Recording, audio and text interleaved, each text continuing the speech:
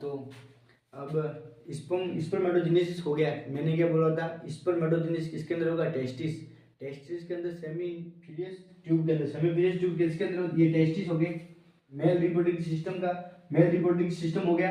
इसके अंदर क्या हो गया, ये टेस्टिस हो गए, दोनों ठीक है, दो टेस्टिस, दोनों के अंदर क्या होता है, सेमीफिलियस ट्यूब होती है, जिसके अंदर क्या होता है, स्पर्मेटोजेनेसिस होता है। स्पर्मेटोजेनेसिस, स्पर्म यहाँ से बन गया, यहाँ से स्पर्म बनने के बाद सबसे पहले स्पर्म जाएगा इसके अंदर, टेस्टिस के अंदर स्पर्मेटोजेनेसिस हो गया, सेमीफिलियस ट्यूब के अंदर स्पर्मेटोजेनेसिस हो गया। वहां से स्पर्म जाएगा एपिडिडाइमिस के अंदर जाएगा। सबसे पहले किसके अंदर जाएगा, जो टेस्टिस के सबसे ऊपर होता है, यहाँ एपिडिडाइमिस, एपिडिडाइमिस होता है, जिसके अंदर स्पर्म जाएगा। सबसे पहले किसके अंदर गए, स्पर्म गए सबसे पहले, इसके अंदर स्पर्मेटोजेनेसिस हो गया टेस्टिस के अंदर।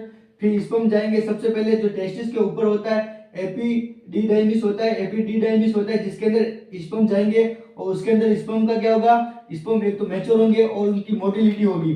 स्पर्म के दो काम हो गए, स्पर्म के स्पर्म की मोटिलिटी होगी और स्पर्म मैच्योर हो गए।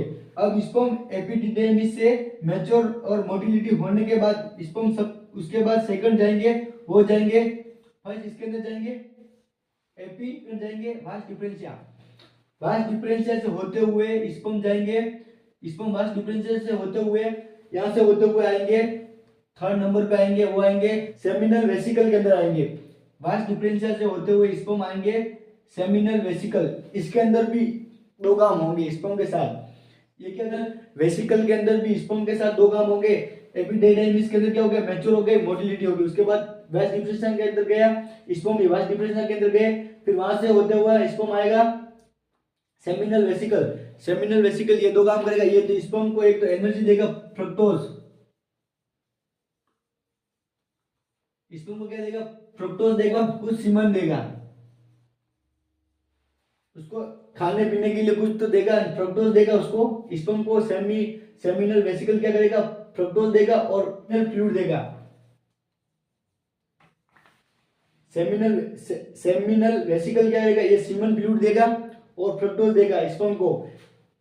स्पर्म को क्या देगा, फ्रक्टोज और कुछ सेमिनल फ्लूइड, कुछ सेमिनल वेसिकल से कुछ फ्लूइड ले लेगा।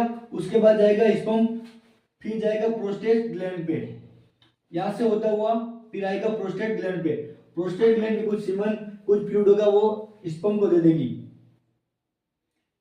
प्रोस्टेट ग्लैंड से कुछ फ्लूइड आ गया, सेमिनल वेसिकल से कुछ फ्लूइड आ गया, और एपिडाइडिमिस से मैच्योर हो गए स्पर्म, उनकी मोटिलिटी होगी।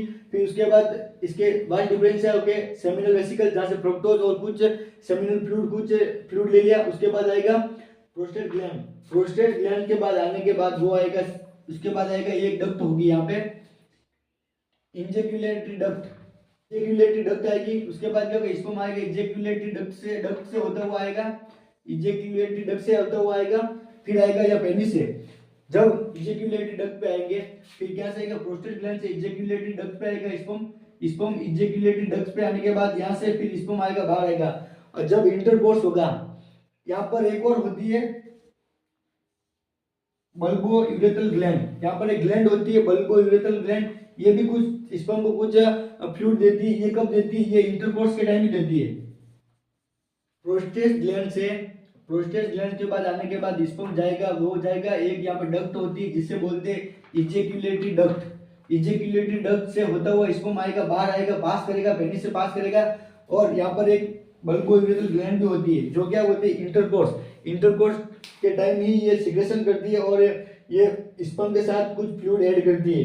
ये भी फ्लूइड ऐड करेगी, ये कब ऐड करेगी, इंटरकोर्स के टाइम ही ऐड करेगी, बल्कि नहीं ऐड करेगी, सिर्फ इंटरकोर्स के टाइम ये कुछ सिक्रेशन ऐड करेगी, फ्लूइड ऐड करेगी, बाकी ऐड नहीं करेगी। बाकी सेमिनल वेसिकल्स ये तो हर टाइम जब भी स्पर्मेटोजेनेसिस होगा, स्पर्म बनेंगे, तब ये फ्लूइड सुक्रोज, ये सीमन कुछ फ्लूइड होगा वो ऐड करेगी, और प्रोस्टेट ग्लैंड भी ऐड करेगी कुछ सिक्रेशन, कुछ फ्लूइड ये भी ऐड करेगी।